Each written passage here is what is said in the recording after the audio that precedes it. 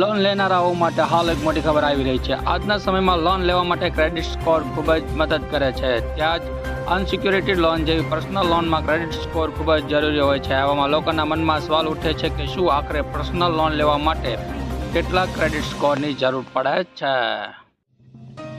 જેટલો વધારે તમારો ક્રેડિટ સ્કોર હોય છે તેટલું જ જલ્દી તમને પર્સનલ લોન મળવાની સંભાવના હોય છે। ત્યાં જ જેટલો ઓછો ક્રેડિટ સ્કોર હોય છે એટલું જ ઓછી તમને લોન મળવાની સંભાવના હોય છે। એક અનસિક્યોર્ડ લોન હોય છે અને 720થી લઈને 750 ક્રેડિટ સ્કોર પર સરળતાથી પર્સનલ લોન મળી જાય છે। ક્રેડિટ સ્કોર તમારા છેલ્લા નાણાકીય ટ્રાન્ઝેક્શનના ઇતિહાસને જણાવે છે અને તેના દ્વારા કંપનીઓ સરળતાથી જાણી શકે છે કે તમારું નાણાકીય ટ્રાન્ઝેક્શન કેવું છે।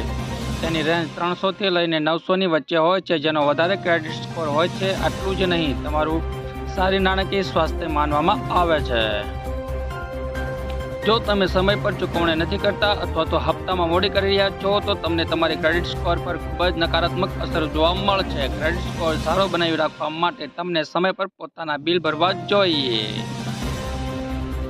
ક્રેડિટ યુટિલાઇઝેશન રેશિયો: જો તમારી પાસે ક્રેડિટ કાર્ડ છે તો તમે પોતાના ક્રેડિટ કાર્ડની લિમિટના 30%થી વધારેનો ઉપયોગ ન કરી શકો। જો તમે તેનાથી વધારે લિમિટનો ઉપયોગ કરો છો તો તમારા ક્રેડિટ સ્કોર પર તેને નકારાત્મક પ્રભાવ પડે છે। ક્રેડિટ મિક્સ: જો તમે એક બાદ એક સતત પર્સનલ લોન લો છો તો તેની તમારા ક્રેડિટ સ્કોર પર ખૂબ જ નકારાત્મક અસર પડે છે।